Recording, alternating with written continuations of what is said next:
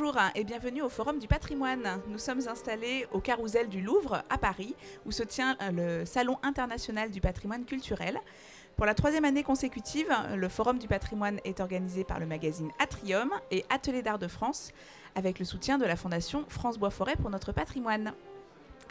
Cet après-midi, nous nous intéressons au tourisme durable. Ce tourisme, cette nouvelle forme de tourisme peut-être plus locale. Nous avons trois invités réunis pour en parler avec nous cet après-midi. Je me tourne à ma gauche. Tout d'abord, Monsieur Guillaume Hull. Bonjour. Bonjour. Vous êtes architecte du patrimoine et propriétaire de l'abbaye de Chéhéry dans les Ardennes. Oui, tout à fait. À vos côtés, Madame Sophie Métadier. Bonjour. Bonjour. Vous êtes maire de Beaulieu-les-Loches et vous représentez Sites et Cités Remarquables. Vous êtes vice-présidente de Cités et Cités Remarquables. C'est cela. Et enfin, Monsieur Laurent Mazurier, bonjour. Bonjour. Donc vous êtes, que je ne m'écorche pas, directeur des petites cités de caractère de France. Bienvenue à tous les trois. Pour commencer cette discussion, peut-être déjà peut-on revenir sur les termes, le tourisme durable, qu'est-ce qu'on entend par là ? C'est un très vaste champ et si on reprend, c'est d'abord la continuité des travaux sur le développement durable appliqué au milieu du tourisme. Donc avec ce principe fondamental d'avoir un développement qui ne détruit pas la matière, la ressource première sur laquelle il s'appuie, que ce soit un terroir, un territoire, un paysage. Depuis, les notions ont été travaillées, étudiées, il y a eu énormément de déclinaisons, tourisme soutenable, responsable, écotourisme, mais on est toujours sur l'idée d'apprécier un tourisme au regard de son impact, à la fois dans les trois directions que propose le développement durable, environnemental, économique, sociétal, donc ces trois entrées, pour justement qualifier un développement dans sa globalité. Est-ce que ce tourisme durable, il naît aussi peut-être d'écueils qu'on a pu constater dans le monde du tourisme ? Je pense peut-être au phénomène de saisonnalité ou de surfréquentation des sites.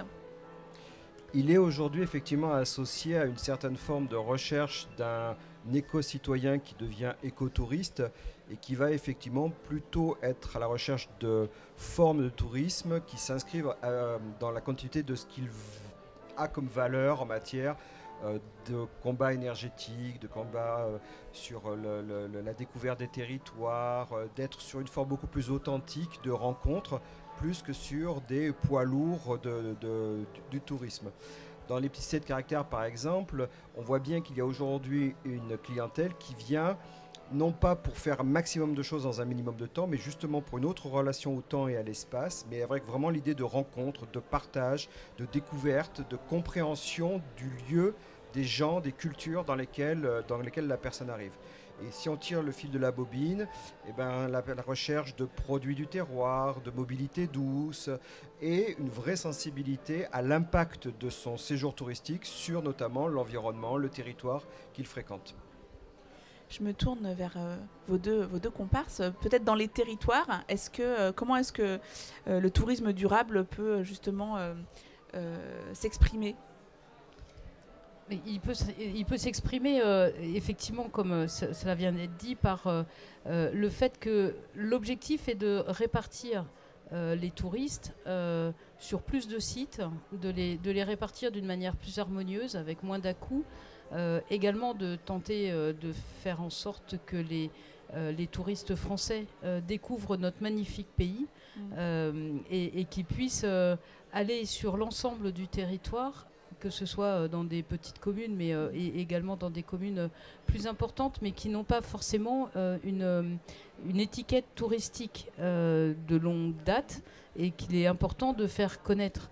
Je vais citer le guide qui avait été réalisé, le guide vert qui a été réalisé à la sortie du confinement par Cités Remarquables, guide avec le guide Michelin, qui présente en 2 volumes 280 destinations dans toute la France, qui sont toutes des communes adhérentes au réseau Cités Remarquables de France, et qui permet aux habitants de toute la France de se rendre compte à quel point le tourisme peut être intéressant partout sur notre territoire, avec effectivement des retombées très positives pour les pour les différentes communes qui sont citées sur ce guide, mais d'une manière plus large sur l'ensemble de notre territoire français.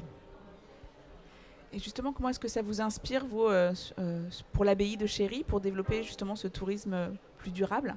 Justement, nous, on savait au départ, en reprenant ce monument, que nous étions dans une zone peu fréquentée, très rurale, assez éloignée des grands pôles urbains, mais avec malgré tout une demande et un tourisme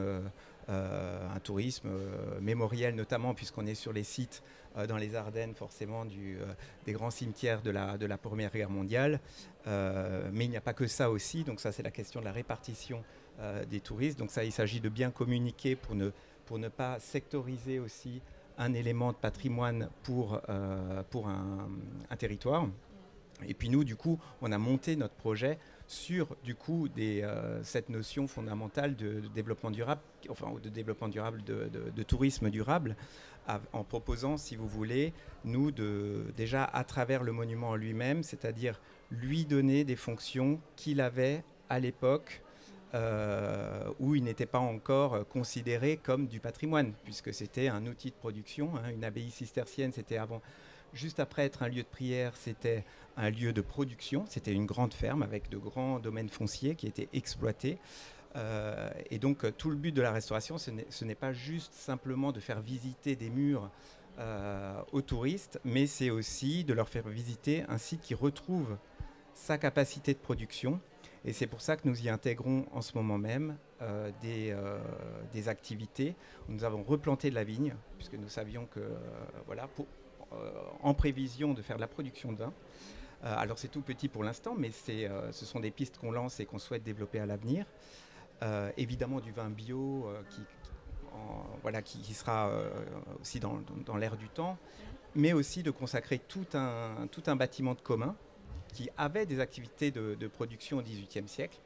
Évidemment, on veut, à l'intérieur de ce bâtiment, lui redonner sa fonction productive en créant une fromagerie, une microbrasserie et un atelier de transformation de produits pour nos propres fruits et légumes qui seront élevés sur place dans les anciens vergers potagers de l'abbaye que nous avons toujours et que nous sommes en train de replanter là, avec une première production au printemps. Et donc ce qu'on cherche, c'est que le visiteur ne vienne pas seulement ici pour visiter un beau bâtiment, des beaux salons, mais on veut à terme aussi qu'ils puissent acheter des produits authentiques, artisanaux, ça c'est important. Et en plus d'être beaucoup plus proche de l'authenticité du monument tel qu'il était au XVIIIe siècle, plutôt que si on n'avait pas cette notion de production au sein du site. Voilà. Oui, dans ce cas-là, la boucle est bouclée, si je puis dire. Voilà, exactement. Donc on sent l'importance d'avoir une économie un peu derrière, justement une économie locale qui permettrait aussi de conserver une activité tout au long de l'année, avec peut-être des métiers d'art, avec des producteurs locaux, puisque naturellement on ne pourra pas produire l'ensemble de ce qu'on veut transformer sur le parc qui ne fait plus que 6 hectares et qui n'en fait plus plusieurs centaines comme à l'époque des moines. Et donc on a trouvé des partenariats avec des producteurs locaux par exemple, qui fabriquent des savons artisanaux, qui font aussi un peu de maraîchage, qui font du lait bio, etc. Donc tout ça rentre dans le projet plus global de l'abbaye, de manière à ce que ce site rayonne sur tout son territoire et propose donc une activité durable sur l'année, puisqu'effectivement, nous, l'avenir et la pérennité du monument ne sera possible que si on sort des champs touristiques habituels et classiques. Vous voulez rebondir ? Oui, non, je voulais rebondir sur le sortir des champs touristiques habituels. Je pense qu'on a traité pendant très longtemps le tourisme comme on fait venir des touristes dans une ville et on est vraiment en train de passer sur quelque chose où on s'intéresse plus au cadre de vie des habitants. Et ce cadre de vie positif et agréable pour les habitants, bien évidemment, de lui-même va attirer les touristes.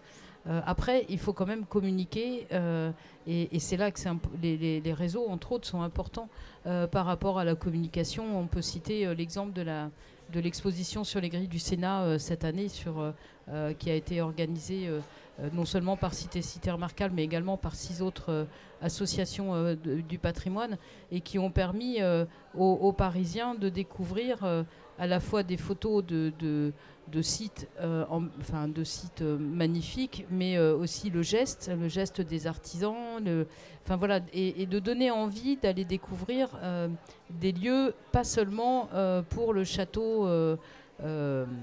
Le château le plus visité de France, ou l'abbaye la plus visitée de France, ou le zooparc le plus visité de France, etc. Mais aussi d'aller découvrir vraiment ce qui fait le charme de toutes nos villes, quelle que soit leur taille d'ailleurs.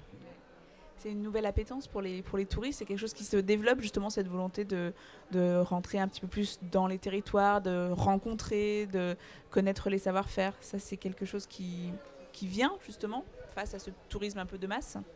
Plus on connaît les personnes qui recherchent la destination touristique petite cité de caractère, plus on voit effectivement ce désir de comprendre et de partager. Et aujourd'hui, on voit que, en tout cas, les clientèles qui recherchent ces destinations culturelles et patrimoniales sont en recherche d'une bonne table, mais pas au sens d'un restaurant gastronomique, d'un restaurant qui va être une vitrine des productions locales et du terroir, et des savoirs agricoles et des productions agricoles, qui vont être attentifs aux métiers, aux gestes. On travaille tel type de matériaux, comment ça se passe, qu'est-ce qu'il y a comme métier spécifique, aux animations culturelles qui vont effectivement permettre de partager quelque chose avec les habitants. Cette notion de rencontre et de partage, elle est essentielle, et elle est vraiment ce qu'il nous faut travailler dans chaque micro-territoire comme autant de micro-destinations. Après, on doit aussi déconstruire beaucoup, parce que depuis toujours, le tourisme s'évalue sur le nombre et sur le flux. Ça a marché, oui, on a fait 10 000 visiteurs. Ouais, mais s'il y avait 10 000 personnes qui sont déçues, ça n'a pas de sens. Or, ça reste très très ancré, la performance se mesure par le flux. Il faut qu'on arrive à trouver, on travaille beaucoup avec les acteurs du tourisme là-dessus, sur d'autres indicateurs autour du plaisir pour les visiteurs, du plaisir aussi pour les gens qui reçoivent, pour que le touriste ne soit pas un parasite qui va détruire les autres formes de vie, mais au contraire quelqu'un qu'on a plaisir à accueillir, comme un ami, comme un cousin, et avec qui on va partager sa culture, son patrimoine, son territoire. Ça c'est une des clés dans l'avenir, pour au-delà de la communication, parce qu'on voit aussi beaucoup du greenwashing actuellement, c'est-à-dire que, allez, pour être dans l'air du temps, on va dire qu'on est durable, on va dire qu'on fait du vert, on va dire qu'on fait de l'écolo. Mais ça, il y a quand même un travail beaucoup plus profond à faire et fin, pour justement trouver cette articulation, plaisir d'accueillir, plaisir de recevoir et de partager. Et est-ce que pour développer ce tourisme durable, on peut également compter sur les collectivités locales, les mairies, etc. Est-ce que ce sont des soutiens justement pour peut-être les propriétaires, qui essaient d'avoir une activité de tourisme durable, de monter des choses? Comment est-ce que ça s'organise aujourd'hui? Oui, ça s'organise forcément. Alors, la compétence tourisme étant maintenant aux communautés de communes, aux communautés d'agglo, aux métropoles, bien évidemment, elles ont un rôle majeur à jouer dans cette optique-là. Et c'est aussi à elles de travailler. Et j'insiste sur l'importance des réseaux à ce niveau-là, parce que effectivement, on a des très grandes communes ou des métropoles, etc., qui ont quelque part la force de frappe pour communiquer, pour faire connaître leur territoire. Mais je pense que sur des tailles plus petites, il est indispensable de pouvoir aussi s'appuyer sur nos réseaux, quels qu'ils soient, qui vont permettre de faire connaître et de bénéficier de l'accompagnement. Je pense par exemple à Tout France qui a travaillé avec Cité sur l'opération Remarquable France. Voilà. En tout cas, bien évidemment, les communes ont un rôle à jouer, puisque ce sont elles aussi qui sont en capacité d'avoir une vision sur du long terme, de pouvoir donner une orientation de développement à leurs communes, sachant que la plupart des communes qui cherchent justement à développer leur tourisme ont toutes à un moment un patrimoine qui soit un patrimoine bâti, un patrimoine paysager, un patrimoine industriel. En tout cas, elles ont quelque chose à mettre en valeur, et ça, je pense que c'est vraiment important, mais toujours en associant la population. Et puis le tourisme Alors, la loi NOTRe a donné un peu de contenu à la compétence tourisme. Mais sinon, c'est un champ économique qui reste assez mal défini. Il y a qu'à voir, on le promène d'un ministère à l'autre au gré des gouvernements. Et c'est en fait le point de rencontre entre énormément d'acteurs. Aujourd'hui, une des clés, par exemple, du tourisme durable, c'est la question des mobilités et des transports. On ne peut pas travailler sur un projet de développement touristique sans travailler avec tous les acteurs du transport. Parce que ces visiteurs sont particulièrement sensibles et de plus en plus à leur empreinte carbone. Si la destination, monsieur, n'est accessible qu'en véhicule individuel, à un moment, il va manquer des maillons de la chaîne. Donc ce sera forcément un projet partagé par toute une somme d'acteurs qui doivent aller dans une même direction. C'est vrai que nous, la question s'est posée puisqu'on organise, c'est un événement parmi d'autres pendant la saison, mais c'est le plus important qui est un festival de théâtre et de musique. La première édition, l'année dernière, nous avons eu 350 entrées. Bon, on était encore dans une période avec quelques restrictions. Cette année, on a fait plus de quasiment 800 entrées, donc ça va crescendo. Alors malgré notre isolement, on s'est rendu compte que ces 800 visiteurs sur site étaient certainement la jauge maximale qu'on pouvait atteindre, d'une part pour revenir sur ce que vous disiez, la qualité de ce qu'on veut donner au public et aux touristes qui viennent visiter le monument, c'est-à-dire ne pas tomber dans des événements qui sont surdimensionnés, puisqu'un festival finalement est suffisamment, avec une bonne promo, a suffisamment d'attrait pour que les gens se déplacent.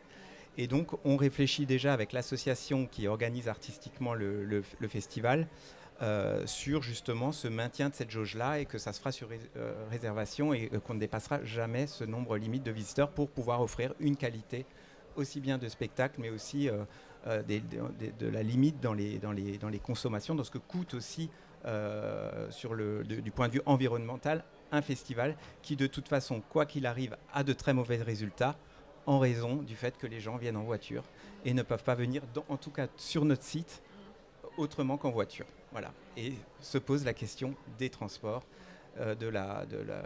Aujourd'hui, je pense que c'est indispensable pour ne serait-ce qu'on puisse continuer à travailler sur la notion de tourisme, d'avoir en face une politique de transport, de réouverture de lignes dans les campagnes, etc. Puisqu'aujourd'hui, nous, la première gare, elle est à 50 km du monument. Donc voilà. Et de la même façon, un des gros enjeux qu'on a pour travailler sur le tourisme durable, c'est qu'on voit bien que des principales matières premières pour construire ce tourisme durable, c'est le patrimoine culturel, patrimoine naturel, patrimoine paysager. Or, aujourd'hui, on le voit, on a encore une actualité sur le sujet, comment parfois on oppose les enjeux climatiques et énergétiques avec la gestion de la ville historique, des paysages, ce sont les combats contre les éoliennes, ce sont les sujets du photovoltaïque. Il y a un vrai enjeu aussi, là aussi, à ne pas opposer et à trouver des solutions communes, parce que sinon, là, au nom de la performance, par exemple énergétique, on va détruire une grande partie de cette ressource sur laquelle on peut construire ensuite tout un tourisme responsable, durable et des formes d'économie très locales, des micro-économies et qui maillent le territoire et qui permettront de désengorger certains sites surfréquentés, complètement saturés aujourd'hui. Donc c'est aussi vraiment un enjeu national. Oui, puis un enjeu aussi, on a parlé tout à l'heure du rôle des collectivités. Le tourisme repose également beaucoup sur les initiatives privées, etc. Donc, il ne faut pas oublier non plus, et vous en êtes un bon exemple, monsieur, avec votre abbaye, vous partez d'un bien privé et avec un développement autour. Et je pense que c'est également... les communes ne peuvent pas faire sans les porteurs de projets privés, etc., et associatifs ou autres, et tous ceux qui ont des projets autour du tourisme. Tout à fait. 80% des monuments historiques appartiennent encore à des privés en France. Donc au choix de chacun ensuite de faire des projets ouverts ou de garder leur monument plus fermé. Bon, ça dépend des porteurs de projets. Effectivement, que nous on a choisi la voie de faire un monument complètement ouvert évidemment au public.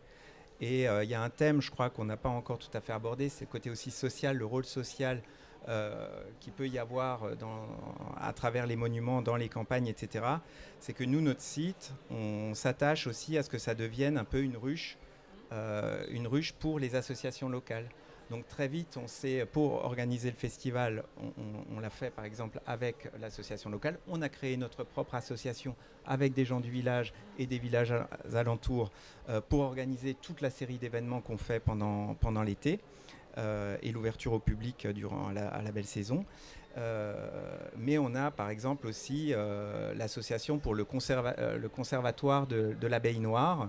L'abeille noire qui est l'abeille endémique française, européenne, et qui a tendance à disparaître, le siège local est à l'abbaye de Chéhéry, de manière à ce que le monument prenne aussi sa place et son rôle, et que le rayonnement d'un monument, puisqu'un monument rayonne toujours, les gens aiment le patrimoine, ça aide aussi à des associations à mettre en valeur leur militantisme quelque part. Oui, ça crée du lien. Et ça crée du lien, voilà. Et on accueille aussi l'association culturelle qui avant le faisait dans un petit local du village, mais qui n'avait pas la place et qui pareil, ne jouissait pas de l'attractivité que peut avoir un bâtiment comme une abbaye ou un château. Et on organise aussi certains événements très culturels où ça permet de ramener plus de monde, tout simplement aussi pour ces associations. Voilà, donc tout ça, c'est un bon équilibre et qui fait que c'est vraiment un travail d'équipe avec aussi bien le maire de la commune que les associations de la commune, que les bénévoles qui sont les habitants de la commune et des territoires alentours, etc. etc. Voilà. Oui, en plus, ça fait vraiment vivre le patrimoine. Enfin, là, on est au cœur aussi je pense, d'une préoccupation qui nous anime tous de ne pas voir les bâtiments périclités. Et donc, tout à fait, mais il ne faut pas oublier que les monuments étaient toujours des centres économiques à la base extrêmement importants dans les territoires. Et que leur redonner cette place-là, alors plus forcément économiquement, mais en tout cas culturellement ou socialement, c'est finalement leur redonner une part, encore une fois, de leur authenticité. Je répète cette notion parce que pour nous, elle a été fondamentale dans tous les projets qu'on veut développer au sein de l'abbaye. C'est l'authenticité. Voilà. Et l'authenticité aussi des fonctions qui ne sont pas matérielles, sont donc celles de production, mais celles aussi d'être un lieu où il se passe des choses. Voilà. Est-ce que vous voulez ajouter quelque chose sur ce tourisme durable ? On continue dans les petites cités de caractère à appréhender le tourisme comme une conséquence heureuse d'un travail fait sur la valorisation du cadre de vie, sur la connaissance, le partage, une démarche très inclusive des patrimoines pour lier l'ensemble des éléments d'une politique municipale, mais aussi lier anciens et nouveaux habitants. C'est aussi pour nous une façon d'appréhender le sujet, de dire le visiteur qui vient dans une petite cité de caractère est un futur habitant. De façon à ce que quand il vient, il dit ici, waouh, qu'est-ce que ça doit être sympa de vivre ici. Et c'est un petit peu cette façon dont on continue de travailler, non pas comme une mono-industrie, modèle économique plaqué de ces gros modèles économiques, mais vraiment quelque chose qui est dans la continuité d'un travail sur la ville durable, sur la ville accueillante que l'on travaille. Et pour ça, il y a une ressource, une matière première privilégiée, que sont les patrimoines. Et dans toutes les communes, on peut faire ce travail-là. Enfin, on se bat toujours sur cette idée de désert culturel qu'on entend partout. Non, partout il y a des hommes et des femmes, il y a des patrimoines qui méritent d'être racontés, d'être parlés à des visiteurs. Et c'est aussi comme ça qu'on appréhende cette notion de tourisme durable. Oui, et je pense que là, on est au salon du patrimoine culturel. Donc, on a beaucoup parlé là, de patrimoine bâti, paysager et autres. Mais il ne faut pas oublier tous les patrimoines immatériels qui sont également extrêmement importants et qu'il est fondamental de mettre en œuvre. Il ne faut pas non plus, pour revenir sur les habitants, il ne faut pas oublier non plus que les habitants sont souvent les meilleurs ambassadeurs de leur propre territoire et que la fierté des habitants les engage à faire venir sur le territoire et qu'ils puissent recevoir avec plaisir les touristes. Écoutez, merci beaucoup à tous les trois. Ça donne envie de voyager dans notre belle France. Hein. On a encore plein de choses à découvrir. Merci à tous les trois. Merci. Merci. Je vous invite à retrouver cette émission ainsi que toutes celles tournées dans le cadre du Forum du patrimoine sur notre site internet Atrium, ainsi que sur celui de nos partenaires Ateliers d'Art de France et la Fondation France Bois Forêt pour notre patrimoine. Merci et à bientôt.